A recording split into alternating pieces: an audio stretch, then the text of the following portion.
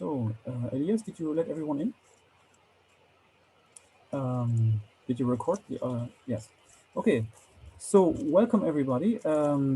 My name is Hannes Kutscher, and on behalf of our entire board, I would like to welcome you to our opening event.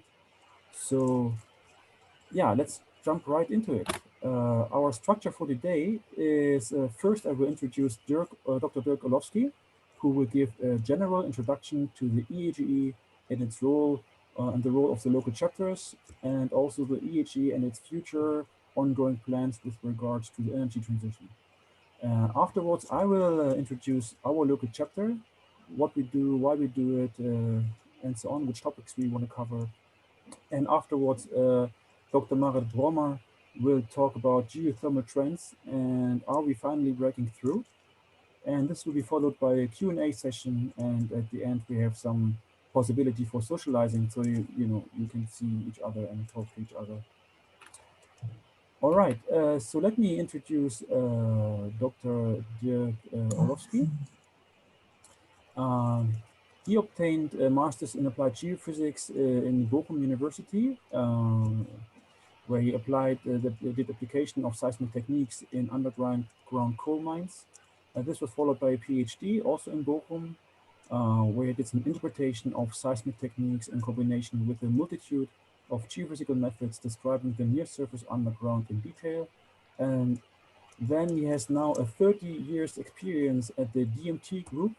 The DMT provides interdisciplinary services in the field of exploration, engineering, consulting, and geotechnics in the markets mining, oil and gas, civil engineering, and infrastructure and plant engineering.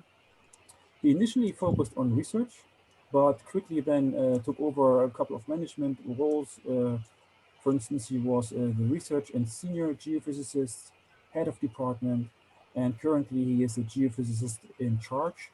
Also, he has further roles outside of a purely, mainly technical field. He's chairing the International Geoscientific Society's EEGS-ES, the Near Surface Geoscience Division of the EAGE, in many different periods. He's an active member of the EGG, the German Geophysical Society, the Union of German Geoscientists, BDG, German Society of Non-Destructive Testing, and also he's in the committee of the DIN norm, DIN Committee 4020. He's also a member of the Scientific Advisory Council of the Leibniz Institute for Applied Geophysics. Sorry, he did a lot of things, so this is of course a big CV. And of course, his most important role for us here is, of course, that he's currently the vice president of the EAGE. And without further ado, I will hand over to Dirk. Elias, if you make him also co-host, and Dirk, you can start presenting. You should be able to present. Okay, Elias. So thank you very much. You can switch on the next slide, please. Yes. Okay, so many thanks, Hannes, for this introduction. Ladies and gentlemen, for me, it is, of course, a great pleasure and an honor to say some words during this opening event of the EAGE Local Chapter Germany. So looking back into the history of the EAGE, which is actually 70 years old, the EAGE was founded for geoscientists and engineers, mainly related to the oil and gas business. And within this oil and gas business, it was and is used as a tool for this industry because of its big economy, because of the sponsoring. 19,000 members worldwide are actually working, and the EAGE is divided into two divisions actually. The oil and gas division, of course, because of its history, and with the topics related to exploitation of the carbonates, and the near surface geoscience division, which was created in the turn of the millennium. And this near surface geoscience division is nearly responsible for nearly all other topics outside the oil and gas business. For example, hydrogeosciences, mineral exploration, a combination with the oil and gas topics, the energy transition technologies, and many others. And especially the energy transition technologies are still stepping in within the EAGE, and they have demonstrated actually remarkable degrees of maturity and a great potential to change the energy mix.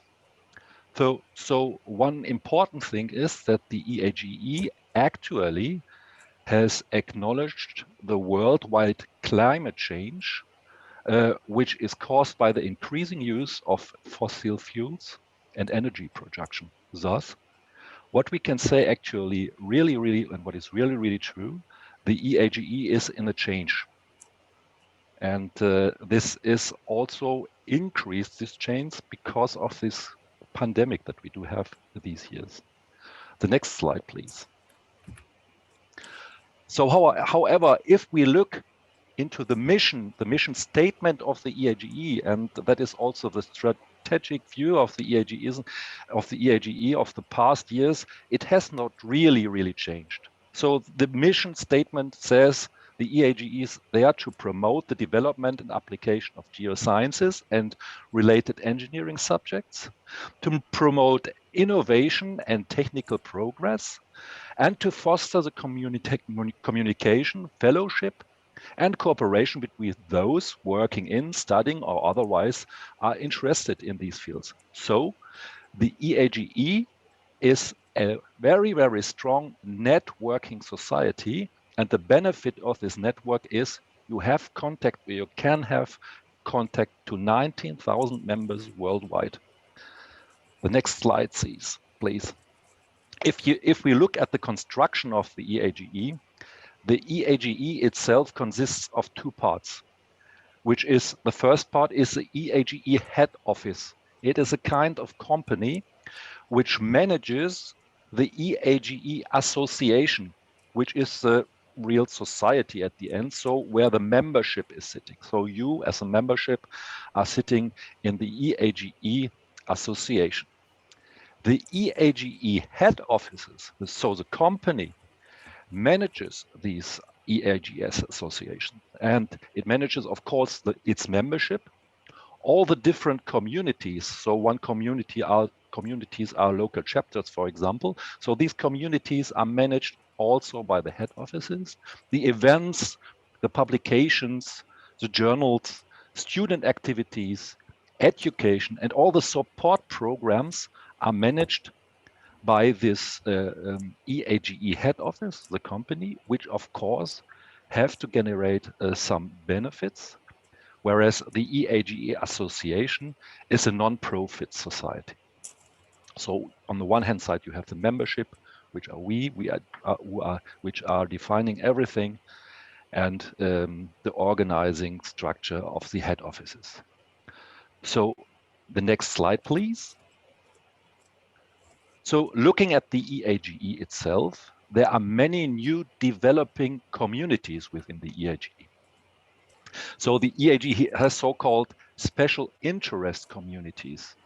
For example, women in geosciences, young professionals, student chapters, and of course also some new incoming technical communities, which represent different topics in geosciences. For example, artificial intelligence, geochemistry, petroleum systems analysis, decarbonization, and especially also energy transition, which is coming in and is becoming stronger and stronger within the EAGE, hydrogeophysicists, and mineral exploration, and many more technical communities.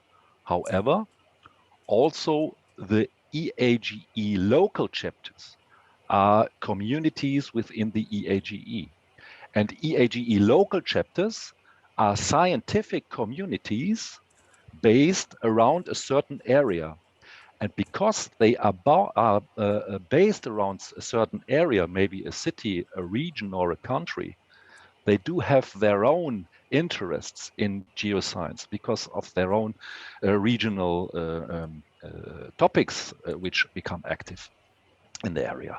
And they are actively collaborating with the association promoting the geoscience and the work of the EAGE, and of course, what is really, really important, the training and the professional update of their members. So the membership stands in the foreground of all local chapters and therefore also for the association.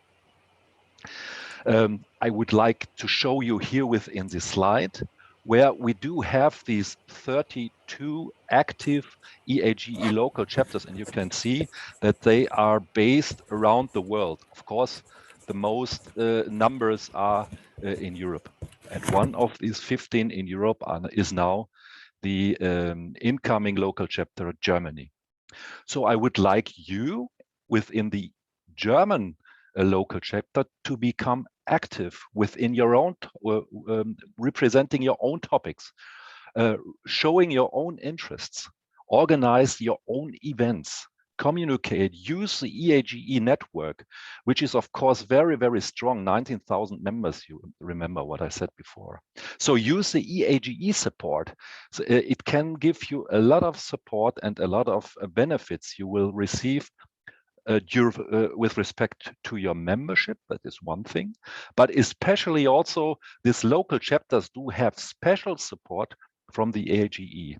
So this EAGE is represented by you. You can contribute and you can develop this association in your way. So you have a kind of let's say, ability to drive this EAGE into directions which can fulfill your need. The next slide, please. So these are all the benefits that you can have if you are or if you become a member of the EAGE, or if you are based within a local chapter. And of course, local chapters are very strong supported by the EAGE. So make use of all these benefits. For example, there is a support to these local chapters through this EAGE business office, as I said before. There's support to associated societies. Special support is given to students, so student membership can be financially supported, especially also traveling to events or travel for giving a presentation. So it supports also your career through networking processes. It has, you as a member, you have you can be connected to more than 70,000 papers which are uploaded within this so-called EarthDoc program. You have the possibility to present or to publish your papers within 6 journals, and these 6 journals are clearly related to geosciences, and one special journal will be coming in soon, which is then related, as I said before, to energy transition. So there are many education programs. Networking is absolutely possible within the EAGE. And most important is for you as a new incoming local chapter, have joy and have fun and create your own ideas. So next slide, please. So my final words are, so please look at the EAGE web pages, learn more about what is possible, or even get in contact to your network. So you can contact me, the EAGE board, the head office, if you have questions. And so I would like to engage you to be active and become one of the most important part of the EAGE, namely the local chapters. So at this point, I would like to kindly welcome the new EAGE Local Chapter Germany and congratulate the founders of this chapter for doing this first step. So I'm looking forward for a strong cooperation and a close fellowship during these changing and challenging times for geosciences. So many thanks for listening to my words and welcome. Yeah, thank you very much, Dirk, for this nice introduction. I will take over and introduce our own chapter. So yeah, my name is Hannes Kutscher. I did my PhD in the Delft University in geophysics, and since 8.5 years, I work for Saudi Aramco overseas company in the oil and gas business as a researcher slash software developer. And roughly 2 years ago, together with a colleague of mine, we founded the Dutch chapter, my colleague Giro Rubetta. And we had all this experience. It was really nice. But then more and more, I asked myself, why doesn't have Germany, with its experience and know-how in all kind of different geoscience topics, an own local chapter? And together with the other board members, we decided to establish this chapter. And since then, yeah, we're going strong. As you can see,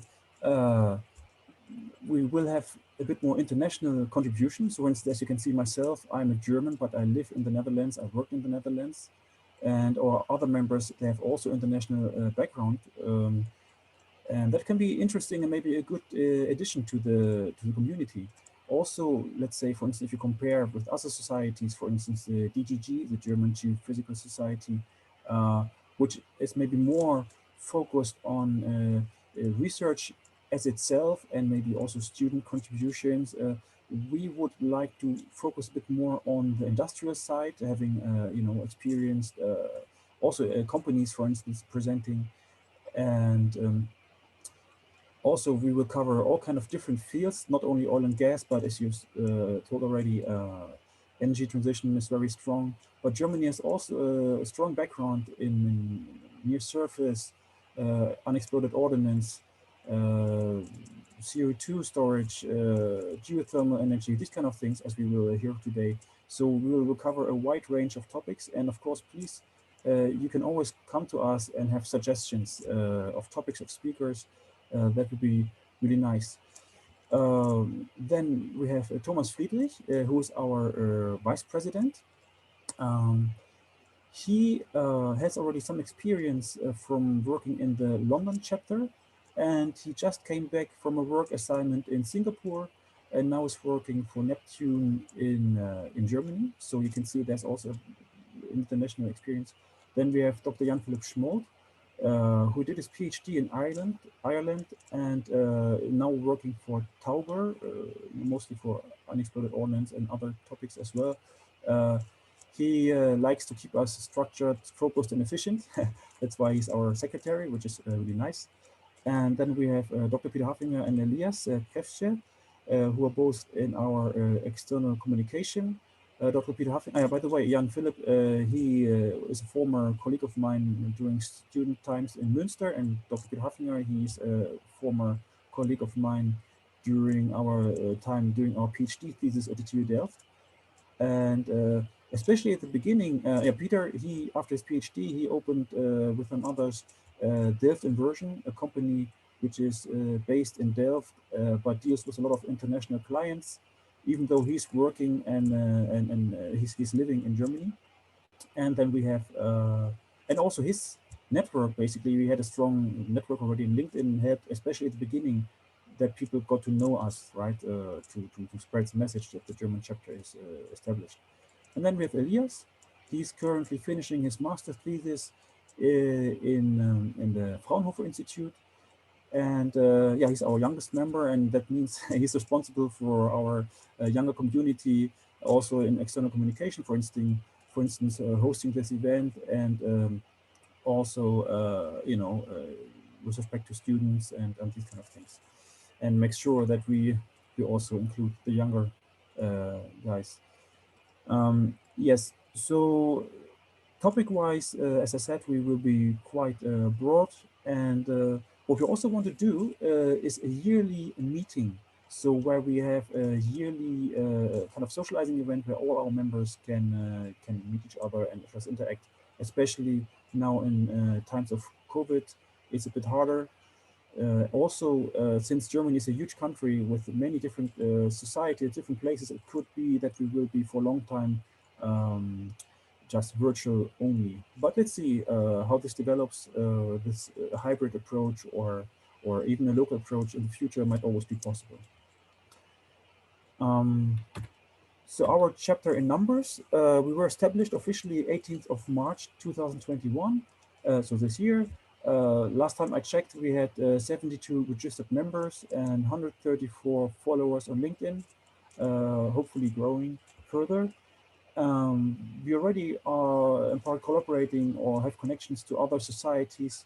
For instance, in Germany, we collaborate with the DGG, the German Geophysical Society, and the DGMK, the German Society for Oil, Gas, and Coal. Student chapters like the one in Aachen or in Potsdam, but also others. We're talking to industry partners like DMT, for instance, now. And because we have all an international background, of course, we bring these connections into this chapter, which I think will be very beneficial.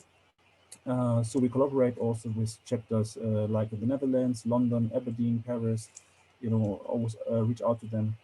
And of course, other student chapters, let's for instance say the Delft Organization of Geoscience Students.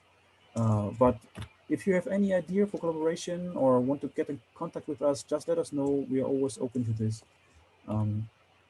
You can reach us with our email address like this, eagescgermany@gmail.com. Then we have a LinkedIn page here. And then this is something, for instance, Elias came up with, Linktree. I didn't know about this before, which is a really efficient and elegant method. Basically, you can maybe even try with your own mobile phone now and do a QR scan of this QR code here. And if you do that, you will be going to a page like this, where you can see we have all kind of different platforms. Our main platform is, of course, LinkedIn, because here are the most professional members that we have. But we have also Facebook, Twitter, Instagram, and of course you can email us. And if you click on any of this, you will come to a responding representative page. For instance, if you click on LinkedIn, you come into our LinkedIn channel, and you can find us there. Yes, and before I announce Marit for her talk, I just want to have a quick information for you. We have already the next event in the line. The 23rd of June, Dr. Volker Gundlach will talk about georadar in 3 different parts: airborne, on the surface, and below the surface. That would be very interesting presentation. So please block your agendas, and official invitations will follow soon. So let me introduce then Dr. Marit Brommer, who will give a presentation afterwards. She has a master's in geology from the University in Amsterdam. Then she also has a PhD in geophysics from the TU Delft. And then she also has 15 years of experience in the oil and gas industry. She first gained operational experience as a well site geologist and production technologist. And afterwards, she took roles like in seismic technology deployment.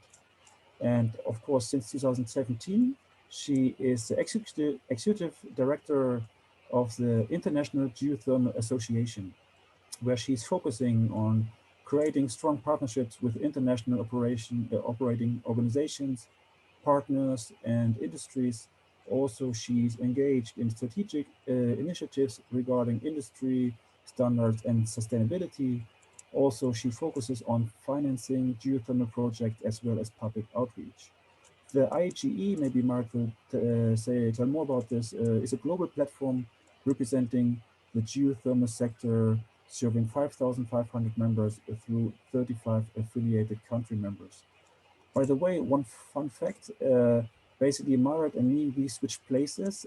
She did her PhD in TU Delft, and she worked, and then she became the director of the IGE, moving to my home city, becoming the neighbor of my mother for some time, where I went to the Netherlands. So we kind of switched places, which is maybe an interesting side fun fact. And with that, I would like to hand over to Marit. I will stop sharing.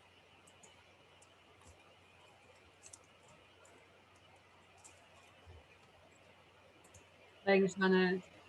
And yes, that's a fun fact, isn't it? Meeting you for the first time on the balcony in Sondershausen. That's yes, that's great. Yes. Hello, everyone.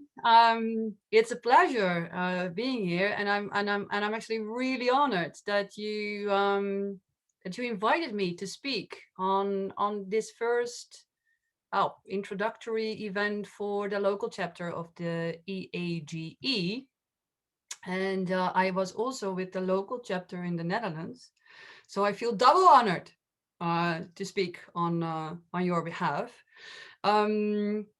I was asked to talk about geothermal, as you can imagine, being the representing voice for the International Geothermal Association. And I decided to keep it high level and to really talk you through some of the observations that I have as a geologist myself, but also as someone who strongly believes that geothermal is absolutely, a pillar of the energy transition. And is the perfect sort of brain gain for all of us out there who have either come from oil and gas and are looking for new opportunities, or are now in that early stages of their career and are geologists or geoscientists in general and really wanting to embark on a career that has to do with subsurface energy and not necessarily either finding a place in oil and gas, or maybe are not interested in working for the hydrocarbon industry, because that still happens these days as well. Very short on the IGA. It stands for the International Geothermal Association. We work worldwide, so we're global, and I like to emphasize that as well, that our role is to really look and work globally. And with globally, at the moment, we have about 42 countries, so at the level of the country associations, joining and affiliating with the IGA. So we act as an umbrella organization, if you like. Besides those country members, we have industry partners, and we're growing the industry partnership as well, I must admit, because geothermal becomes more and more of interest to a lot of the subsurface players. But we also have individual members. Now, by no means are we getting in the number game of the EAGE, because we have 4.5, almost 5,000 members. So we're very small compared to the big ones.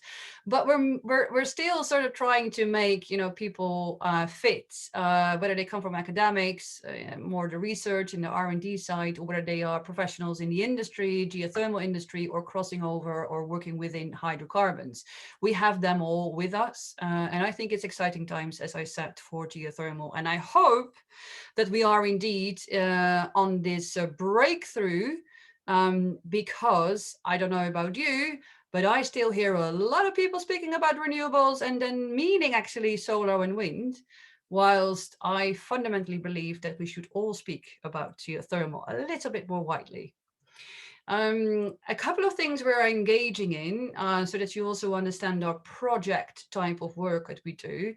We work a lot with these sort of international organizations. We have the IEA, the International Energy Agency. We have IRENA, the International Renewable Energy Agency. We have the UN, to whom we are observers. So we help influencing the outreach and the standardization on data management and best practices on geothermal management with the UN. But we also work a lot with the World Bank, and one of their funding partners under the World Bank is ASMAP. That's the Energy Sector Management Assistance Program. And they help countries to get funding on their tables in order to initiate geothermal projects. But they also help, let's say, capacity building and voicing for certain aspects of geothermal energy. Traditionally, it has always been focusing a lot on the power side, so geothermal to power, electricity, but more and more the emphasis is being put on direct use. So basically tapping into the energy asset of a geothermal reservoir and then using the heat directly. First of all, of course, as you think of it as a spa, like the Blue Lagoon, but also greenhouses and fish ponds and what have you, big, small energy systems, district energy heating networks becoming more and more of interest to many countries and cities worldwide. And ASMAP is really trying to make a study tour of all of these exciting things that are happening globally. And we're embarking on a project with them where we're going to highlight a few examples of each and every country continent and specific regions. And in the Netherlands, for instance, the emphasis is on greenhouses.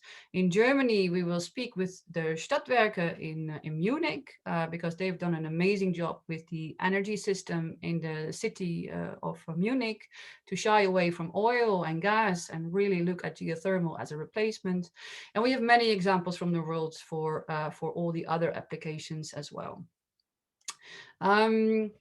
Geothermal. I mean, what do we do with the geothermal resource? I know as a geologist, I'm mostly inspired by the fact that I can explore and produce for the asset itself. I mean, I think we all agree that that's the exciting bit as a geologist. But in geothermal, it is crucial that we understand to whom are we doing this? Who is our client? Who is our customer? And hence in the oil and gas business, it's pretty obvious who the customer is, because everybody is actually using oil or gas. And it's a commodity and it's being traded on the world market, and you can do geopolitical things with it and taking a position. In geothermal, it's very different because it's local to local. It's a business to business. So we're seeing two scalable markets, really, if you think about geothermal from a business to business point of view. And one is in power and the other one is in heat. Now, power, you really need hot temperatures to do power plants really good. Hence, traditionally speaking, geothermal has been focused on typical countries as in Iceland and in New Zealand and in northern Italy and Kenya, for instance, in the African Rift, but also the States. The USA is the leading country when it comes down to having the most installed capacity for geothermal to power. And they do that specifically in California and Nevada, so the western side of the US. But we also do heat. As I said, direct use and heating and cooling is becoming more and more of interest, and it's actually growing faster than the power market. So the heat market is, traditionally speaking, coming from Japan and Hungary and those typical bathing countries who use a direct use of those hot springs beneath their feet in terms of their spas and swimming pools. But more and more, let's say the direct utilization of the heat for district heating, for greenhouses and food production is becoming more and more of interest. And actually what we see is that China is taking the lead here. China is actually the country who has embarked on a huge mission to take geothermal as a value proposition to clean up the air. And hence they look at shallow geothermal heat pumps, but they also look at energy assets such as geothermal reservoirs and use that deep geothermal approach to do energy systems and to do district energy networks. And Beijing, for instance, has gone from being coal-based and really toxic air for their citizens to breathe, to a, relatively speaking, a pretty clean place. And that's all due to geothermal. Egbert Joly and colleagues wrote a fantastic paper in Nature Geoscience earlier this year. It was published, and where they underscored the importance of the geothermal resource potential. And it was a very nice paper, first of all, but also the image that I take from that and have presented on this slide is pretty exciting, because this is the heat flow mapped across the world, but it also distinctly gives you the insight of where geothermal potentials sit. When you look at it from a volcanic hotspot, continental margins and extensional basins point of view, it's a typical ring of fire, it's the African Rift, it's Iceland and the Mid-Atlantic. But it also tells me that we have so many places in the world where there is such a direct relationship with that heat beneath our feet. And I think this is an exciting one to really push forward to. And by the way, I'm a big fan of offshore geothermal. We're not doing that at all, let alone that we do enough geothermal onshore. We're not even thinking about doing geothermal offshore. But if you really look at where our hotspots sit and where our energy assets sit when it comes down to oil and gas infrastructure, it is actually quite exciting to look at geothermal as a very interesting asset to have offshore. But that's for maybe a decade from now. By the way, wind and solar have embarked with the World Bank on exciting projects such as the Solar Global Atlas and the Wind Global Atlas, which makes available for any type of user to click on any point on our globe to assess the potential for solar and wind for their respective region. And as of IGA, of course, we are in discussions with the World Bank to make the map, for instance, like Egbert did for Nature Geoscience, to make that accessible and to turn that into a global geothermal atlas. Because I think that's another tool that we could definitely use as geothermal to show the world what the actual potential is, and then have that conversation how we can implement that resource potential to actual off-takers. On a high level point of view, why are we doing all of this? Why are we and why am I so passionate about geothermal? I think it should be crystal clear that we're working here to achieve all of the Sustainable Development Goals, but particularly working in the energy industry, we serve SDG 7, which is the clean and affordable energy for all. This is where all the renewable energy, well, let's say technologies and systems sit, and where we also collaborate a lot. So we do a lot with solar. We work on the greenhouse potential for both geothermal and solar panels, for instance. Solar district heating systems, so the combination between geothermal and solar is something that's also very interesting. But we also do a lot of technology webinars and race to zeros with the UN, and when it comes down to their high-level events with wind. And more, I think the emphasis is on hydrogen. And again, wind and solar are being seen as the green hydrogen supplier, but we argue that geothermal is there as well. And why not have a green hydrogen proposition coming from geothermal? Because we have baseload, we are on 24/7. And besides that, we have an installed capacity of about 95%. You can't say that for solar and wind at all. So in terms of geothermal energy, who we serve right now is a couple of end users, as we call them. So first and foremost, it's power. So we serve power to the grid, but we also have many projects standalone on remote islands. Indonesia are classic examples where we have off-grid opportunities for local communities and serving their electricity needs. We do more and more, and this is especially led by Iceland and part of the New Zealand power game, to look at cascading the use of geothermal energy. So do power first and then cascade the use of the heat into district heating systems, into spas, and into all kinds of needs that we may have for that high temperature heat. And these combined heat and power plants are actually quite efficient, and they're getting more and more, they get a label put onto it as being green, and hence having a very low CO2 intensity, and hence more money gets mobilized for geothermal if you can prove that you adhere to a very low GHG, as we call them, or CO2 emissions. So it's very favorable for all of us out there in geothermal. We also do and work a lot with the food industry. So greenhouses are, of course, number one in terms of the technology that we want to serve when it comes down to understanding our end users, geothermal greenhouses. But we also work a lot with solar, because the combination between having the heat from beneath and then having solar power to the electricity can be a very elegant solution to shy away and to move away from diesel, because a lot of these countries that are using greenhouses these days are having diesel generators or are using the gas infrastructure. And we love spas. Let's be honest, it's cool, it's nice, it's good for your health, it's beauty, tourism, green tourism, especially the Caribbean islands are embarking on a very interesting journey around geothermal. First of all, they want to do power, but they also very much like the idea of being seen as green tourists, or let's say to attract green tourism, I should say that, and very much helped by neighboring countries in Central America, especially Costa Rica and Honduras and Guatemala, who have already installed capacity when it comes down to their geothermal power plants, are now really looking at opportunities to clean up their hotels and getting away from the diesel generators. And I think this is an exciting time for a lot of tourism. Hopefully after COVID, we will see some tourism, of course, to really play the card of geothermal as a resource.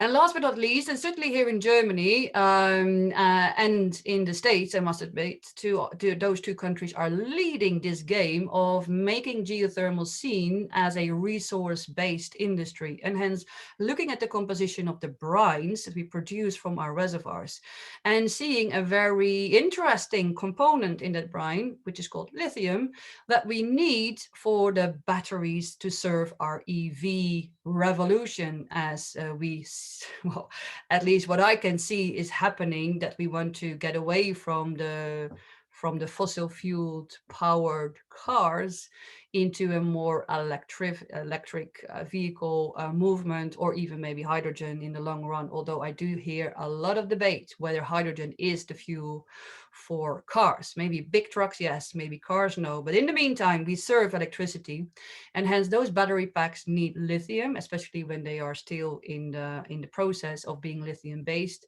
And that becomes a very valuable, but also a very interesting value proposition for geothermal. Now, not every geothermal reservoir is suited, but there are quite a few of them that are. For instance, Salton Sea in the western states, but also in Germany in the Rheingraben, those reservoirs are excellent suited. And hence, I'm very, very interested to see where this is going to, because if we can combine geothermal to mobility, then we really have a very strong selling point to unlock more money, more capital that we just simply need to go into geothermal for further development and work. Because our biggest issue with geothermal is basically two things. We lack capital, and that is because we are a risky business. Those of you who have worked in oil or serve oil and gas clients think, yeah, but it's the same as in oil and gas. It is, but we don't have the high rewards either. So we have the risks, but we have the low rewards, because a barrel of water at the end of the day is not giving you that profitability in the end.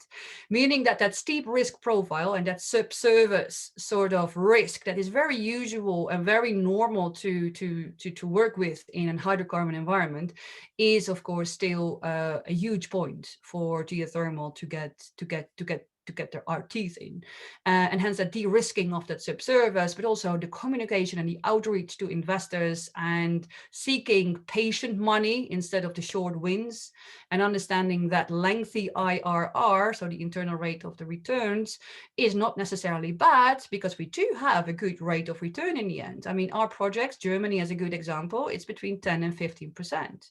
That's not bad. I mean, solar and wind typically do 6 to 8%. So in a way, it's not about the business case on its own, it's about the duration of when the first money gets back to the investor. And that is a tricky bit. And hence, I really believe with more projects and more partnerships and more, let's say, big thoughts, processes around how to do this, not one-off, but in a portfolio or multiple players together, de-risking, getting more capital into it, that will probably help to leverage some of that de-risking and get some investment going. Second, and I don't take this very lightly, because I do think this is an important barrier to geothermal development, is the public perception of geothermal. Now, oil and gas may suffer from, let's say, a negative public perception, but geothermal does as well. There are communities where geothermal is being developed quite nicely and quite without any stress. And I think, to take an example in Germany, and maybe two examples are very interesting. Munich doesn't see any objection from its citizens. Partly because of the way they communicated. The political leadership has embraced it. People are engaging and explaining, really thought it through from a point of view how to communicate with the local public. And I've also visited sites in Baden-Württemberg, where people are, with the flags, and they say, "Get out! We don't want to see any fracking here." So it really is dependent on your local community, and this is not just Europe. This is worldwide. There is opposition. People like to oppose to something in their backyard. The "not in my backyard" approach, that's very valid, but it's something we also have to deal with, because we do have some incidents. I mean, there are certain projects that have caused some seismic incidences. And hence that notion that geothermal may be related to something damaging is a hard one and it's a tough one. And I think we should take that serious, because of course you do not want to have a project that is causing a 3.2 on the Richter scale earthquake. And hence I do think this is an important issue. But as a consequence, we have a very low public perception, and that has also not helped to develop geothermal further. Why do I still think we are on the, let's say, edge of a breakthrough? It's not because I just want it. I think what I see happening, especially in the US, but also worldwide when it comes down to really understanding the energy transition in full force, and mandates from local and regional and national governments sticking to the Paris Agreement and the cry out for clean energy and clean tech in general. But I really think we have embarked in the geothermal decade on a very interesting partnerships. First of all, oil and gas, you see them more and more investing, you see them more and more creating those partnerships. And I think what they will bring is that innovative drilling. They will look at subsurface visibilities and the de-risking and bring in the capital and scalability. But I also think there is more and more drive from our youngsters, our youth, our geoscientists, but also the ones who are calling for climate action. And I think those people are being heard. And it's not just a talk anymore, it's also really the walking the talk, basically. So I see more money getting mobilized. I see more emphasis on geothermal. I see more partnerships being created. And I can only hope that with the right, let's say, open doors that I can see will help drive the value proposition for geothermal, that we can not only talk that talk, but also walk the talk by the end of this decade. Because we need to scale up, we need to put more megawatts, if you like, on the ground, and we need to do that in a more diverse way. So not just a couple of countries where we do things really well, we need to do that on a broader scale and really look at what we're worth and what our value is to that national, regional, and local energy transition play. So basically, I see three things that we all put a lot of emphasis on. First of all, it's super critical, going deeper, going hotter, drilling in magma. That's basically what people want to see happening. IDP, the Icelandic drilling program, together with Equinor, formerly known as Statoil in Iceland, took place a couple of years ago. And they've drilled a well very close to the magma chamber, and they're going to redo it in a couple of years' time. I'll come to that in a sec. Second, I very much see that the emphasis is on drilling and getting those costs down and bringing innovation basically from oil and gas into geothermal, whether those be the deviated wells and the horizontal wells or the closed loop system, or drilling deeper or shallower and doing energy storage. That is all exciting for that drilling of the subsurface energy and unlocking that subsurface energy space. But I also see a lot of climate action driven initiatives, and especially some of the major partners with us are really forging their way into reducing our CO2 footprint with geothermal. So super critical, just to give you a few examples, the IDDP, what they've done is drilled in magma, which sounds crazy, and it was crazy. All the tools were molten, and there was no visibility anymore, and hence the larger research programs are now focused on, okay, where to sidetrack, where to go, but also how to tool up, basically. Because if we want to do the supercritical, so high pressure or high corrosive or in real magma chambers, we need to do something in order to withstand those high temperatures and those very toxic regimes down there. But the price is enormous, because instead of a, let's say, 10 to 20 megawatt per well, we can reach the 50 to 100 megawatt per well. And that's going to be a game changer for quite a few countries that happen to sit on a volcano. So money is being mobilized in large R&D programs. Iceland is leading, New Zealand is doing a lot of work. Mexico has opened up a playground. And I think we can just wait for a couple of years, and then we'll see some amazing results coming out of that. Second, I know, big names, they matter, but Google finally accepted geothermal as one of the game changers to go carbon free. They acquired a stake in a startup company called Vervo Energy, who are using oil and gas technology to produce more megawatts per geothermal well, especially looking at the wells that were not performing very well, basically the dry wells. And Google took a stake, which is really, really interesting. And I'm very keen to follow up on that in the coming year. But also BP and Chevron, they ventured into geothermal. And they bought a stake in Ever, which is a startup company coming from Canada, really looking at a closed loop system. So not our typical injector producer system. So basically the two well system that we often use, both in volcanics, both in sedimentary basin, but also in the EAGE systems where we have enhanced geothermal systems where we have no aquifer, but the dry rock. And then we have an injector pumping cold water in the hot dry rock down there and then producing it. What they're going to do is finding the same hot dry rock, so finding the heat basically, and then having a closed loop system, basically as a large radiator in the ground. And BP and Chevron think that is a very good idea. And they got a stake in it and really developing a large research program on that. So I do think that that's going to be an exciting path as well that will help us to get more traction in the geothermal power or heat place. And last but not least, Carb Fix is an initiative again from Iceland, Reykjavik Energy, who has 6 power plants in and on Iceland. They have ventured with Climeworks, it's called. It's Swiss and it's US based. It's money from Breakthrough Energy Ventures, so basically Bill Gates and his friends, where they are looking into providing a natural and permanent storage solution by tapping into the CO2 that comes with the geothermal brines in those big power plants, and having in the intermediate step in the middle, where they let CO2 dissolve in water and then pump it back in the basalt, which then mixes with the basalt and turns into rock. So this is basically a CCS approach, but then taking the CO2 out of the brines, because yes, we also have CO2 in our brines and in our steam fields, and then coming up with this clever solution to put CO2 back and then creating rock out of it. So as a geologist, that is going to be quite exciting to follow that up as well. So those were my 3, let's say, elements of where I see geothermal is going to be bigger than just serving a nice sort of business-to-business opportunity for a local community. I see it happening. I see more money. I see bigger names getting associated with geothermal.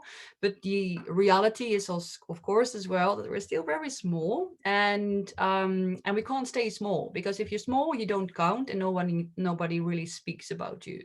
So we have a World Geothermal Conference, normally speaking every 3 years, but last year, unfortunately, we had to postpone to this year.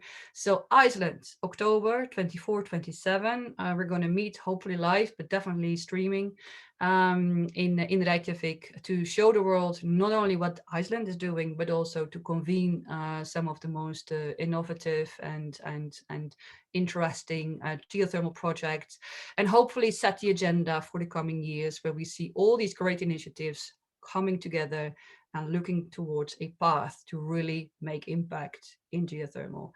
I thank you for your attention. And yeah, I don't know, Hannes, can I take some questions? Yes, thank you very much for your presentation, Marit. It was very interesting. And basically, we have already some questions here.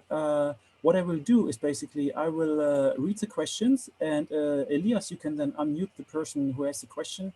And to all the audience, if you have further questions, just make a small note in the chat here so we can see who has a question. Then we unmute you. And once this is done, we just unmute everyone for some socializing. So I will first, there's Akshay Vish, this is not far enough. Yeah, Akshay Vishwakarma. He has a question, Elias, if you can unmute him. And afterwards, I will unmute Timothy Teller. So basically, first, Akshay asked, "Hi Hannes, thank you for your creativity. I wish to know how can I, as a geophysicist, utilize my skills and experience of oil and gas sector in the geothermal energy field?" that's to me. Yeah. Okay. Look, geophysicists are part of the exploration game, and hence it is very important to see that geophysics play a huge role.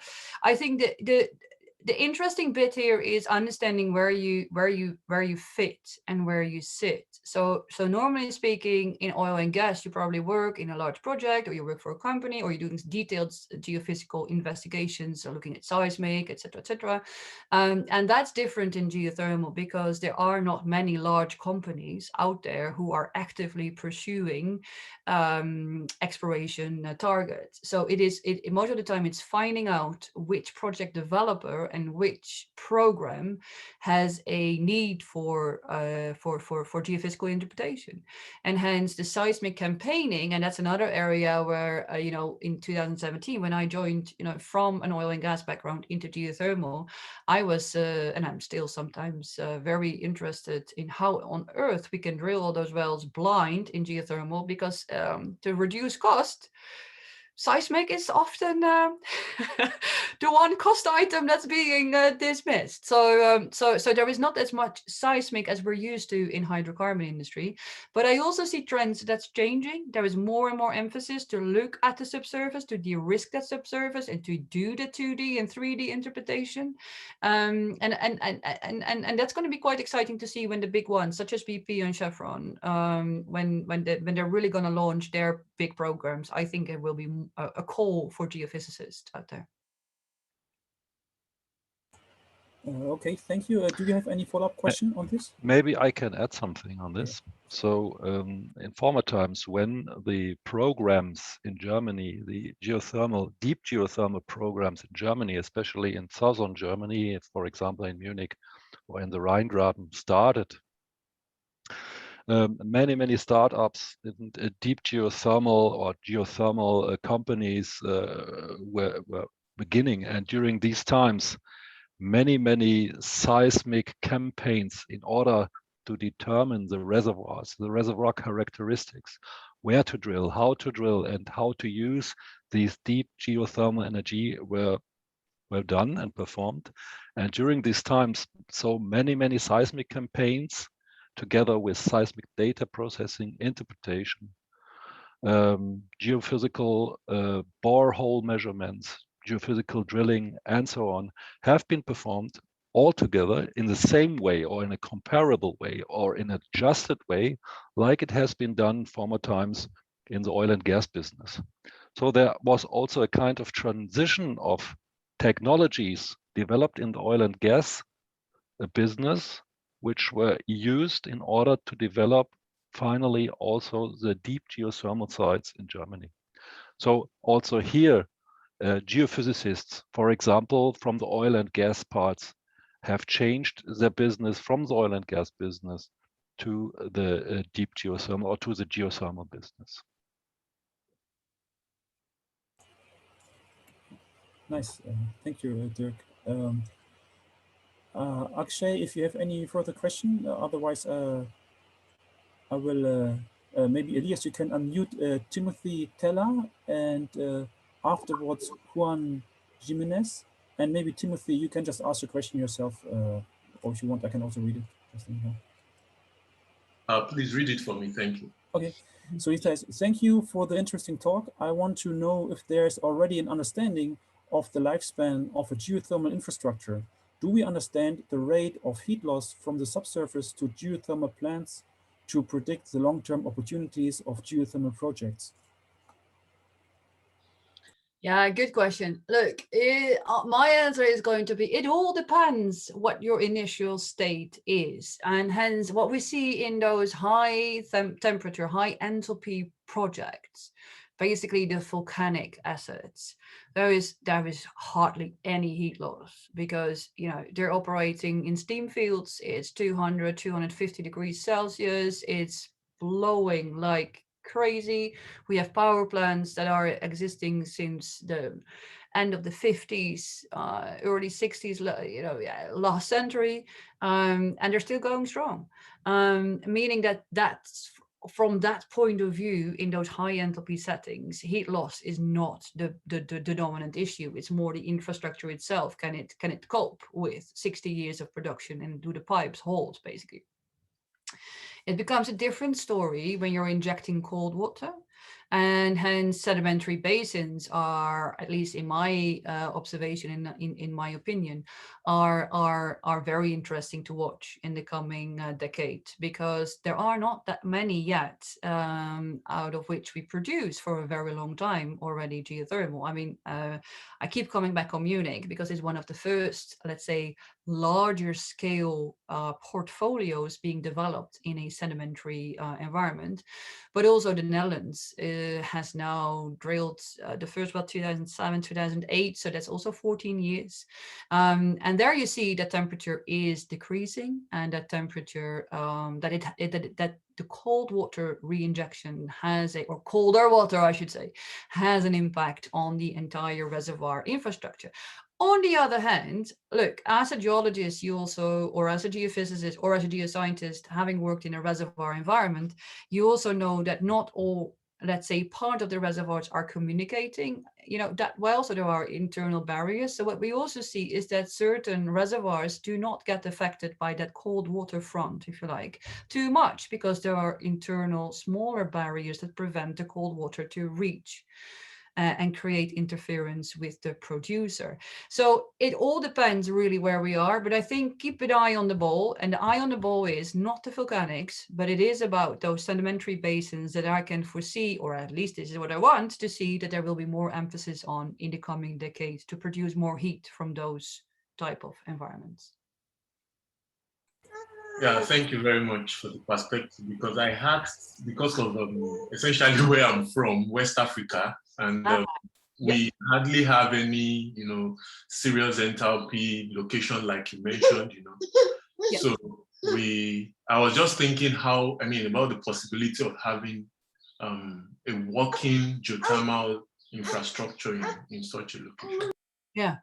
Oh, cool. So drop me a line because I'm very interested to understand which part in West Africa. We have quite a few initiatives in Senegal and in Angola, and we have a huge network in the eastern side, which is of course the African Rift side, but we're more and more embarking on the sedimentary low enthalpy and mid enthalpy geothermal proposition for Africa. So it would be very good to connect.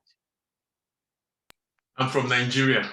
Well, here you go. So they've reached out to us as well, and to part of our African hub, wanting to co-produce. So looking at the co-production of oil and gas assets with the wastewater, basically, and that's an interesting opportunity, I guess. So yeah, there is all kinds of activities going on in that sense. So it would be good. Yeah. Thank you very much. Yeah, you have a cute kid there, Timothy. So then we have Juan Jimenez, and that will also be the last one I can see. So Elias, if you see someone else in your maybe chat, you can maybe add this then later. Juan, do you want me to read your question, or you want to do it yourself? Please, if you could read.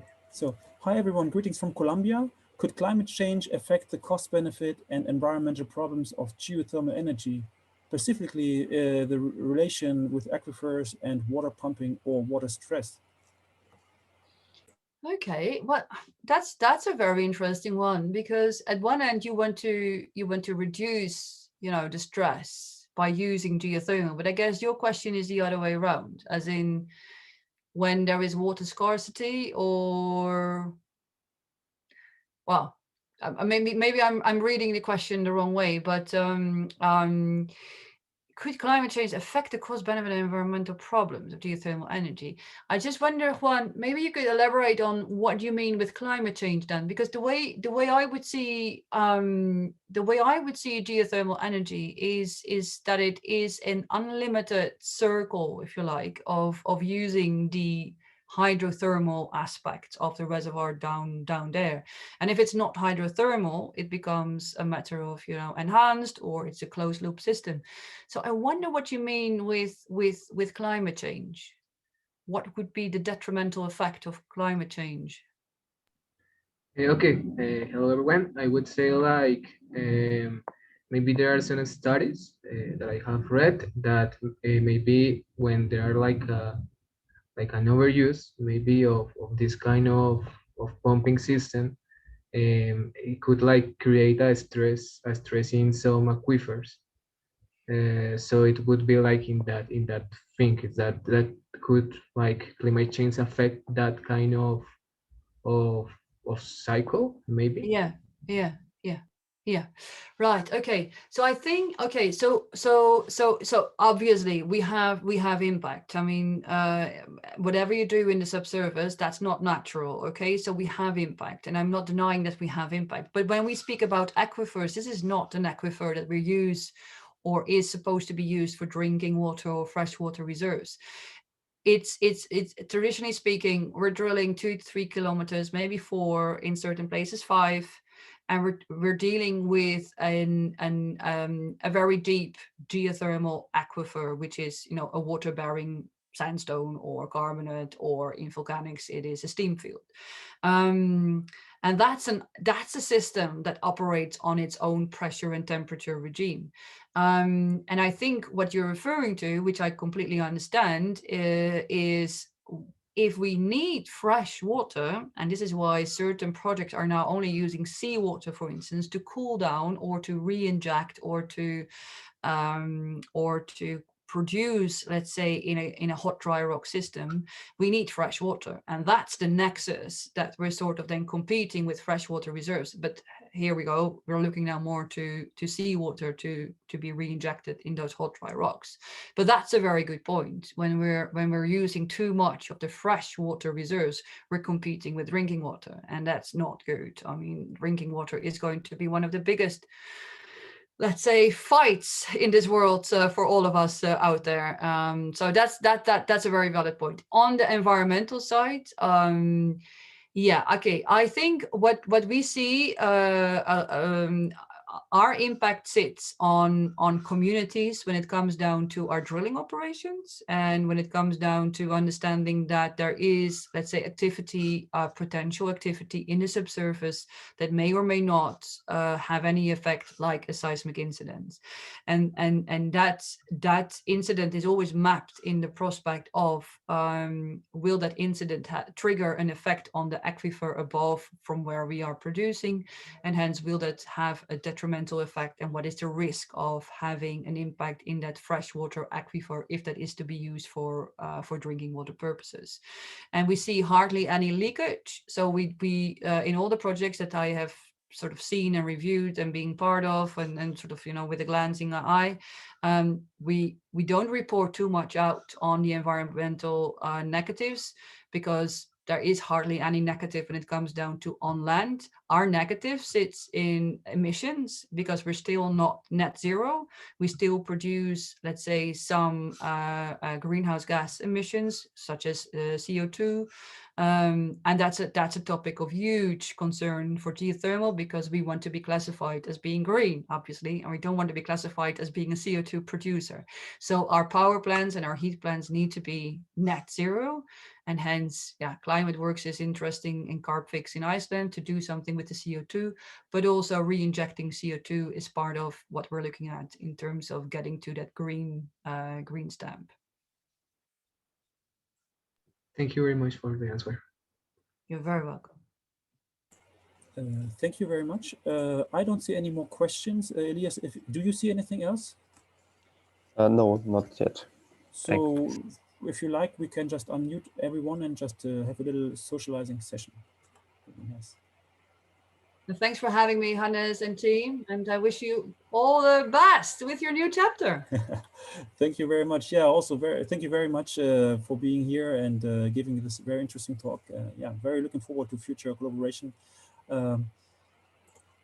There is, yes, there's more. Yes, things. and also in the name of the EAGE board, we wish you all the best, good luck. And as I said during my talk, have fun and become active with all the benefits and all the things that can be supported from the EAGE. Take it and do good work. And as I said, have fun and keep on. Thank you. Thanks a lot, Dirk. Yes, yes, nice.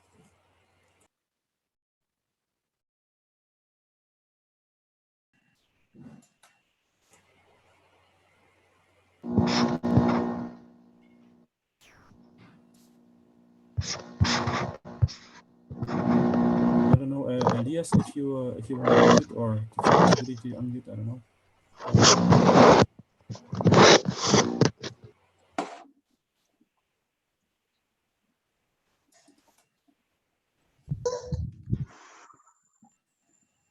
Yeah. So yeah, now I think everyone can unmute him or herself.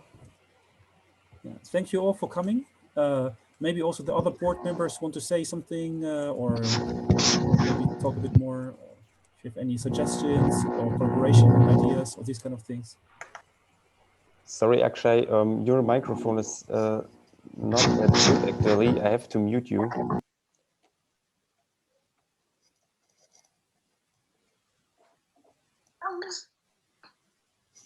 So to the organizers, where is the bar?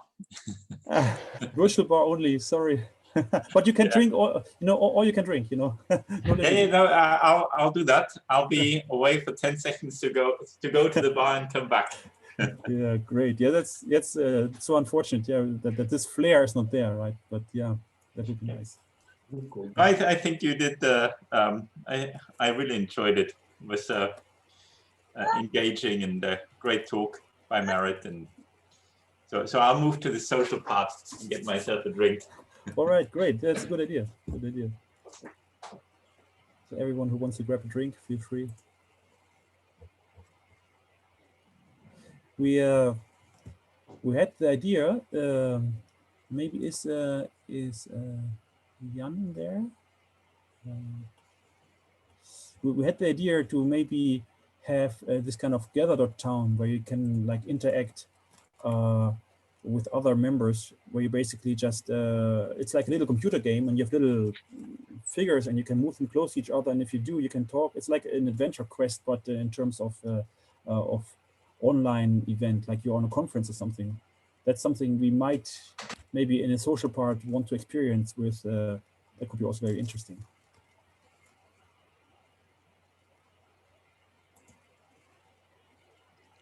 I think that's in general, right, Hannes?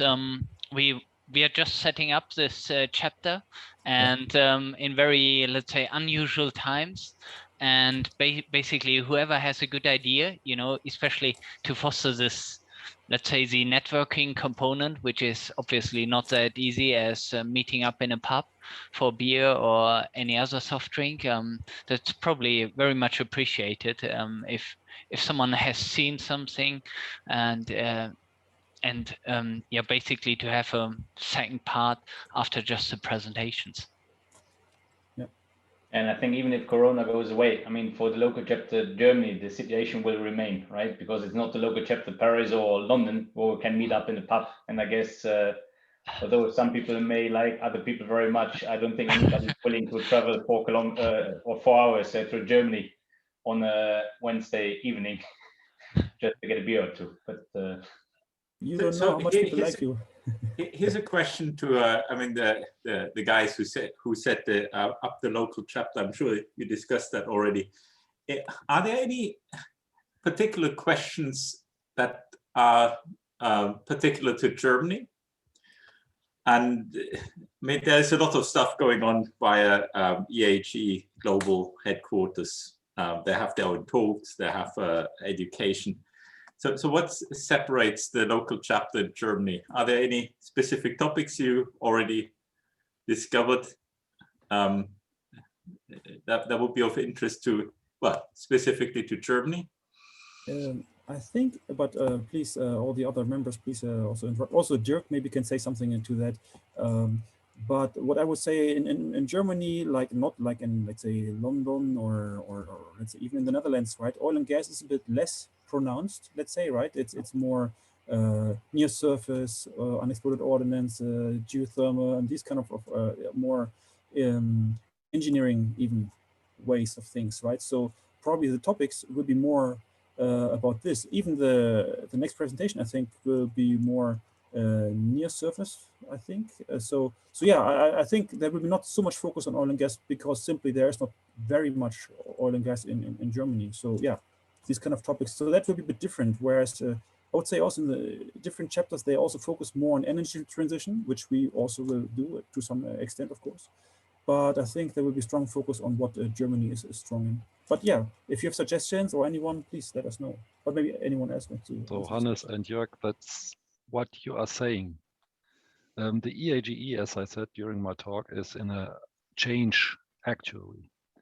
And the oil and gas business is, of course, influenced actually by the development in the public. The public does not see the use of carbonates for burning for heat or using for energy as that kind of energy production anymore. It sees it more like kind of, let's say, responsible more for the climate change.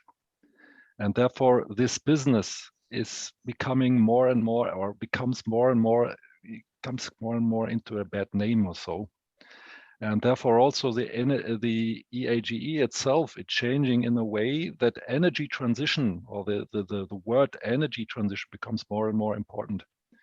And not only this topic, but also all other topics which are related to the usage of the earth in a sustainable manner.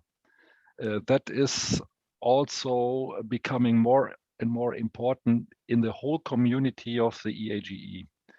And therefore, there is a kind of change of the topics for exploration, exploitation, which comes, of course, from the oil and gas business. And all these topics become a stronger relation to other geoscientific topics, like, for example, geothermal was one geothermal energy, or deep geothermal was one really big topic. Energy transition, of course, as well, but also exploration and exploitation of other raw materials, minerals, for example, or which must, of course, be done, especially for the use of using clean energy for the storage of clean energy, or energy storage itself, or big energy storage sites. That becomes important. And topics like infrastructure, or really near surface topics, yeah, of the near surface community within the EAGE, which means infrastructure, geotechnics, or geoscience for geotechnics, and the connected engineering part in itself. So all these topics are becoming actually stronger within EAGE and becoming more of interest, because the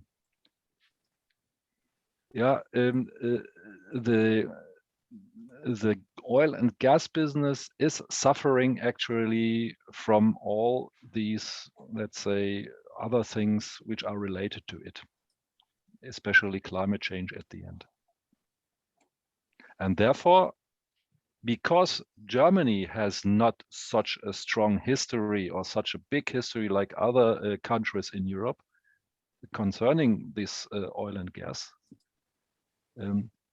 and Germany has a strong research works within these new topics, which are increasing actually. Therefore, EAGE, especially myself as well, are expecting a stronger influence of the German local chapter with respect to these new topics, which you are already in.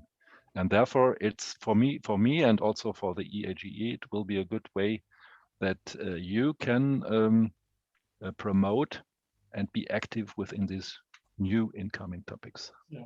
So Dirk, that's very interesting. Maybe I can ask an open question. I looked at all the faces on the cameras, at least the ones that have cameras on, and it was very nice to see there seemed to be a whole lot of young members, probably a fair amount of student members even, which is great. So the open question is, in your universities where you are at, right? Do you feel that geophysics is the things you learn will help you in the energy transition?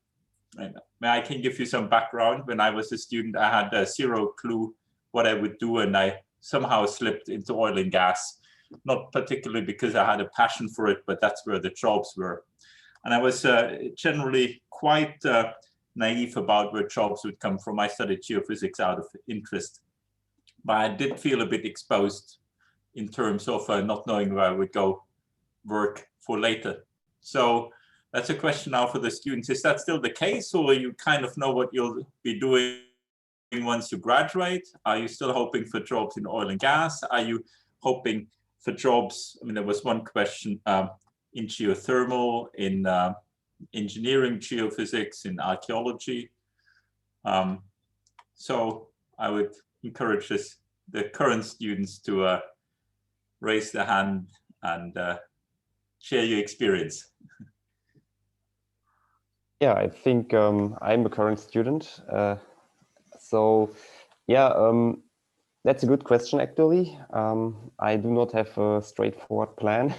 So I'm just looking and applying for jobs. And if it's the oil and gas industry, I will be happy, but it's the geothermal industry, I will also be happy. So I'm not that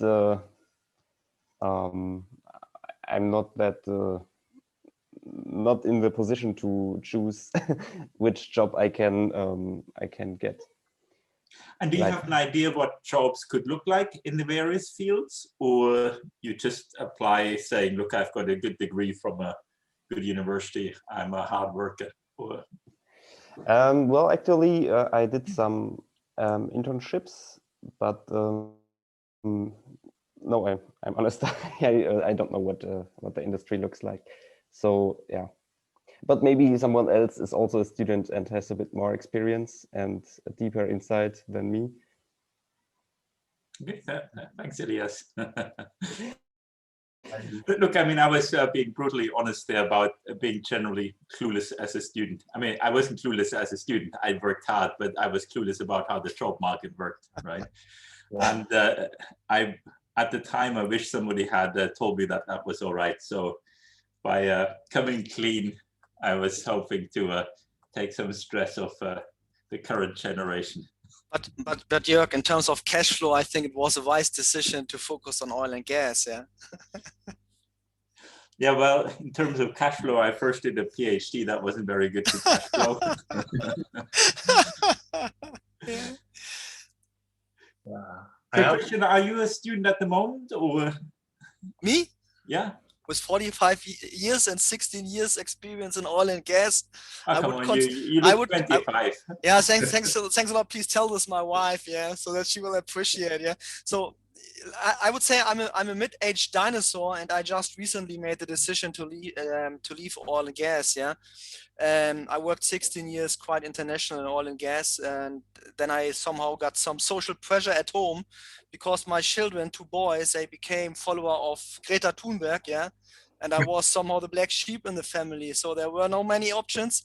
And I thought, how can I monetize my experience? Yeah, and then I said to myself, okay, let's try it and make a move into renewable business. And to be honest, I think for every student who's motivated, yeah, with a geoscientific background, there are many opportunities currently, but there will be also further opportunities to join the renewable energy market, especially for near surface application, like UXO surveying, geotechnical investigations, but also in CCS, carbon capture sequestration, and hydrogen storage. Yeah.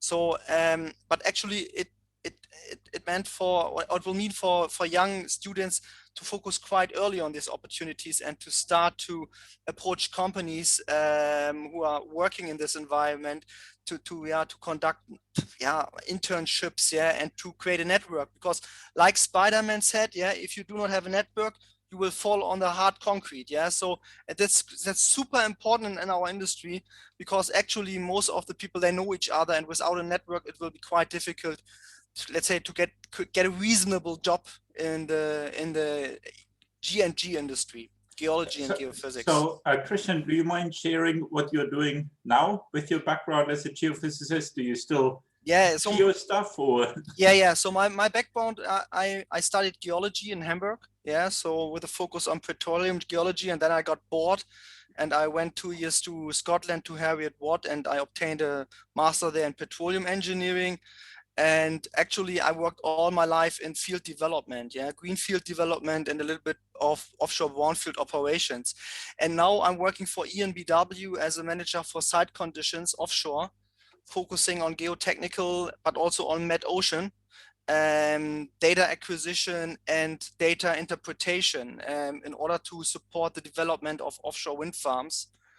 And I don't know if any one of you is aware of it. For example, BP want to hire 150 people in UK and approximately 25 to 30% geo and geotechnical staff for the upcoming projects they are planning to develop. Yeah, and the same will also happen with companies like ExxonMobil. All these big players, politically, they are forced to participate actively in the transition from hydrocarbon-based hydrocarbon-based energy production to renewable. So there's a super big pressure on these major from the financial market. And just today there was an announcement that Shell was dragged to court and also lost this case, that they were now legally forced to reduce their emissions by, I don't know, 35% or 45% until 2035. So plenty of jobs will occur, but sorry, geologists and geophysicists don't have to be stubborn. Yeah, please do not look only to rocks. Yeah, try to use your entire education. Yeah, to demonstrate that you have capabilities others don't have. Yeah, and then you will get quite easy access to the energy market. Also with a G&G background. Cool. Thanks, Christian. And when you did, let's say, the transition from really the black or dark side of the energy sector to the green side, were you facing any kind of, let's say, obstacles, or was it difficult, or was it really a walk in the park to go from oil to let's say the more greener side? No, in my particular case, it was a matter of 2 weeks, and I got a new job. I already worked for a company in Romania, a big oil and gas operator, and I just used my network here in Germany, and then within 2 weeks, I signed a new contract. So and like I said, also therefore, I'm very happy to be part in this EAGE community. Yeah, it gives everyone the chance to network. Yeah, companies or people who are providing services like Jörg, yeah, or let's say other people who want to get access to the market, but also other people like me who want to share some knowledge and want to give some input to people, just in order to facilitate the process of going into the industry and learning something which we can all use. Especially my kids will appreciate that, to have a cleaner energy, compared to 50 or 60 years ago. Yeah. Cool. Guys, talking about kids, unfortunately, I have to leave. I have 2 months downstairs who are just taking the flat apart. So I need to give some support to my wife. Otherwise, I will not make it through the energy transition, wherever it will go. Right. Was a pleasure. Peter, take care. Bye. Cheers. Thanks, Peter. Bye-bye. Hey, Christian, I just wanted to say thanks for that really positive message, because my contacts mostly work in oil and gas, and there's so much soul searching and so much negativity at the moment. So I think it's an important message to hear for everybody, that it can work. And I see Elias smiling there. Yeah, and to be honest, at the end, with our geological and geophysical education, we should understand what happened with the dinosaurs. They were not able to adapt fast enough. And this is something we should, let's say, we are already a step ahead compared to others in this lessons learned curve. So therefore, use this knowledge, the experience from the dinosaur, and try to adapt to new industries. And this also means sometimes your dream of drilling deep wells will never materialize. So what you will do cone penetration testing in the North Sea down to 50 meters at rough sea. Yeah, thanks also from my side, Christian, for your insight. I'm still here at the big oil and gas producer in Romania. Yeah, great. I just wanted to ask what kind of key hard skills can you use now that you acquired in the last years in the oil and gas business? Project management? Yeah, project management, yeah. offshore operations, and flexibility. Yeah. And this is quite important. For example, the company I'm working now for, I'm so happy that I had the opportunity to join them. It's ENBW, so I want to make some advertisement also for the company, because they're also starting to build up an international portfolio, yeah. And also this is so exciting, yeah, to participate in all of these national projects. For example, the Hidwide project in the German North Sea sector, where we are currently developing 900 MW of wind farms, yeah, but also the projects with BP in UK, and also further projects we are working on jointly with subsidiaries of Shell and other oil and gas companies. This is really a great opportunity. So there's also a thrill to work in renewables. It's not, let's say, that's so boring and there are no uncertainties and no risk, and the fun and the thrill is in the oil industry, where you stay close to the drilling rig and you smell and you can feel it. So it's the same with us, yeah. So we are currently conducting a soil investigation offshore in the North Sea, yeah. And last week we had 6 meters high waves, yeah. And the people, they were really upset, but they're still talking about it. It's a unique experience. So you can also do it in renewables. Super, yeah. Good luck, yeah. Yeah, thanks a lot. Also same for you. Do your best to survive the cut, huh? Yeah. It sounds almost like, Christian, you're kind of volunteering to eventually give us a talk. What you're exactly doing then, no? Because yeah, I think sure. At any time. it's really like I think I've seen some site surveys and whatever what they do for wind parks, but I've never realized how many geotechnical guys are really involved in all the operations offshore. Yeah. So probably there could be really something valuable. Yeah, if you're interested in. Yeah, for sure. At any time, let's say if I have some time to prepare and I'm not violating any confidentiality agreements internally of ENBW, I'm happy to share. But just to give you an example, currently it's so hard to get in the North Sea, but also in the US and in Asia, survey vessels, yeah, because everyone wants to build wind farms. It's amazing. And if you look to the project pipeline, for most of the surveying companies, the project pipeline is full for the next 5 years. So they are also starting to build new vessels. Yeah, Gardline, for example, they just recently bought a new vessel, which is quite ridiculous, because if you hear on the other hand that the oil and gas industry is going down, yeah, so great opportunities, but be flexible. Okay. I have a question. At any time, Timothy. So I am Timothy Teller, of course, and I'm here in the University of Potsdam. So we yesterday had a talk, the EAGE Student Chapter, which was just bordering around the roles of geoscientists in the net zero drive. So, but the reason we actually had that talk was because we found out that many of our students are really becoming, is it depressed? I mean, you know, looking at the future, their future in geosciences, and they feel like, well, it looks like it's getting bleaker and bleaker with the drive away from the conventional roles of a geoscientist in the oil and gas industry and all of that. But with what we heard yesterday, and then based on what Christian has also talked about today, we are beginning to understand the fact that, yes, we still have a lot of opportunities for us out there. But my own question now is this: is there something that we students today need to know and do to prepare for and to prepare to take up roles in the, you know, renewable energy industry, you know, as it is evolving? Is there something that we really need to know now, and skills we need to get as students right now that can prepare us for roles in the renewable energy industry? From my point of view, yeah, but here I can only talk based on my experience so far. Project management is something which is very, very important. And yeah, to show and demonstrate actively that you are motivated and that you are flexible. Yeah. Okay. Because flexibility means, for example, if you work for a surveying company like Fugro, they will tell you, yeah, next 3 months you're in the North Sea, and then the next 6 months you are in the Philippines, yeah, doing the job.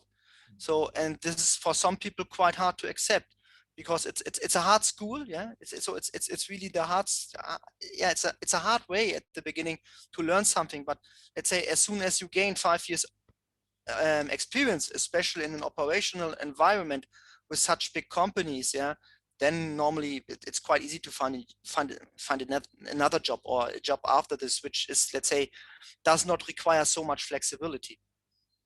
But the first 5 years, it's a tough nut. So Timothy, if I can chip in there, you know, this feeling of being depressed, that I think that comes with being a student. I mean, I graduated twice into a big downturn in the oil and gas industry. Right? So, and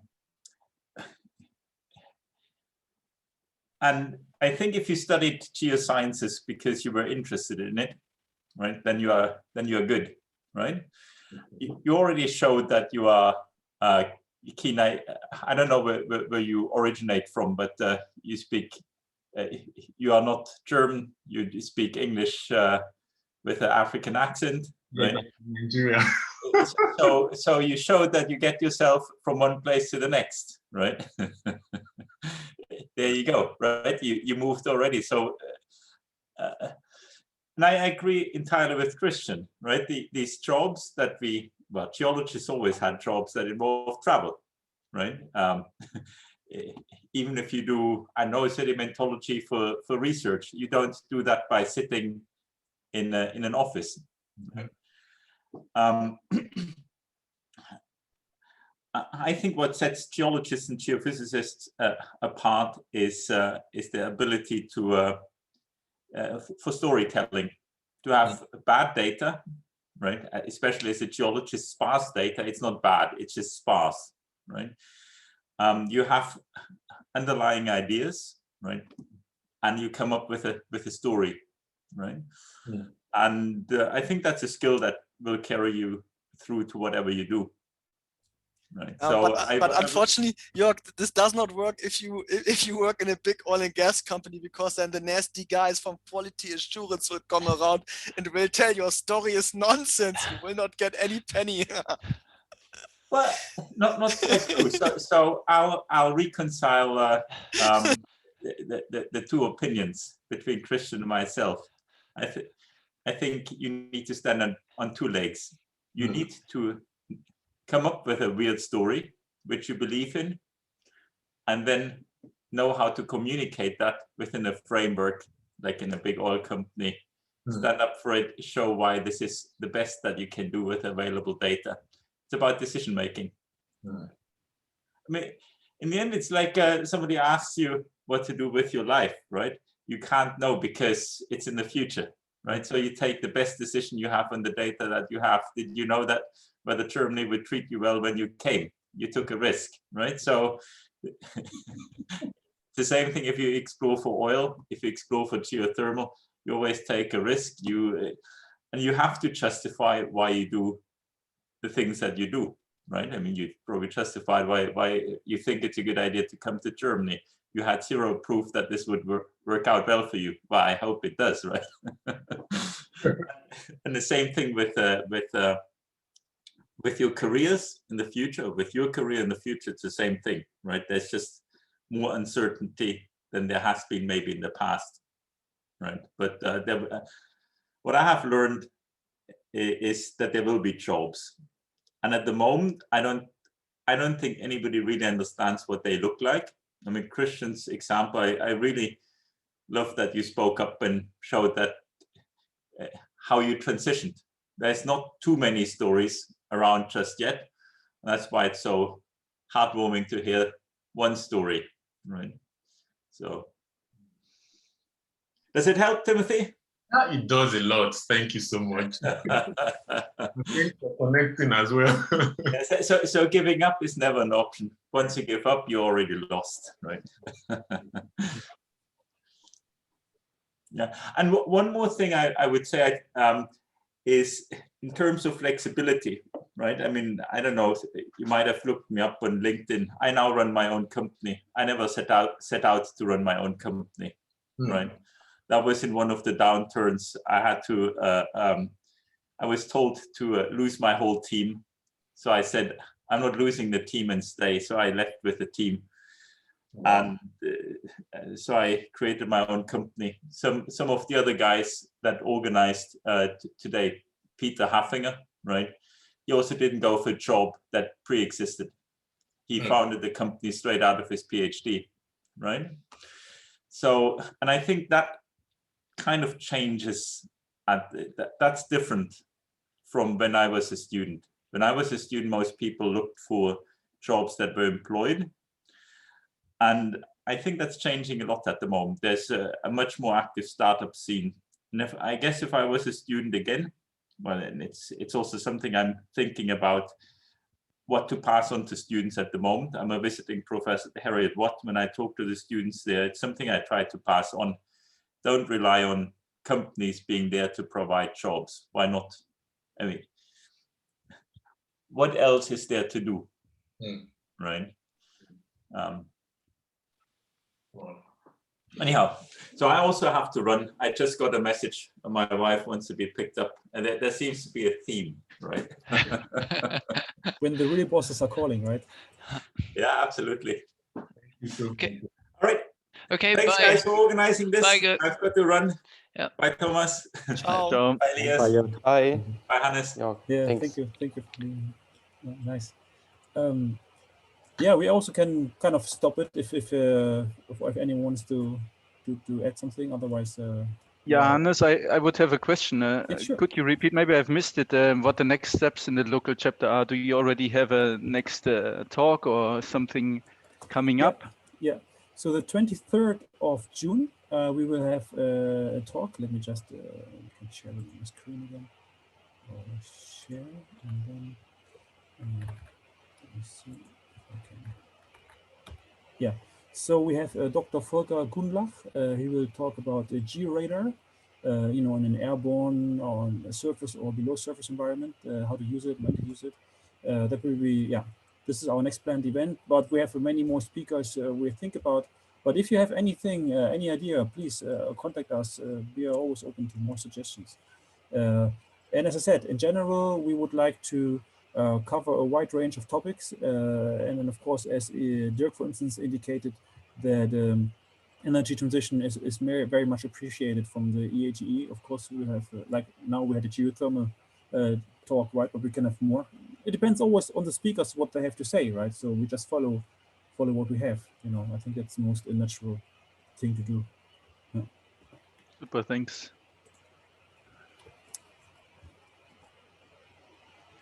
That would be our, and of course we want to grow. So please inform all your friends and buddies and everything, right? So because the thing is, you need a certain critical mass, to really do something, right? I think it should be not hard to do it in Germany. What would be interesting to see how we do German talks versus English talks, let's say, right? Because that could be interesting if maybe some speaker wants to talk only German, that could be, right? That we will announce in advance. But apart from that, we just go ahead and let's see. But we're always open to suggestions, of course. And probably the other thing, what we have been discussing a lot, we realize that Germany is in a lot of ways maybe very diverse, and even Germany has a very strong geoscience community, but also a very specialized, when we were looking up geoscience societies around Germany, okay, there's a DGG I was aware of, but then there's a paleontological society and many others around. So it's the idea is as well, like we need to differentiate a bit from the others, but also try and find maybe any kind of collaboration, how we can be rather a bit supplemental to each other, that everyone gets its own space. And I mean, one of the foundations of EAGE was always, okay, we are a bit more applied. So, and I think with the talk of Marit, it was already a good start. So if he gets things not maybe 100% purely academic or something, I think that that's probably as well very much appreciated by the audience.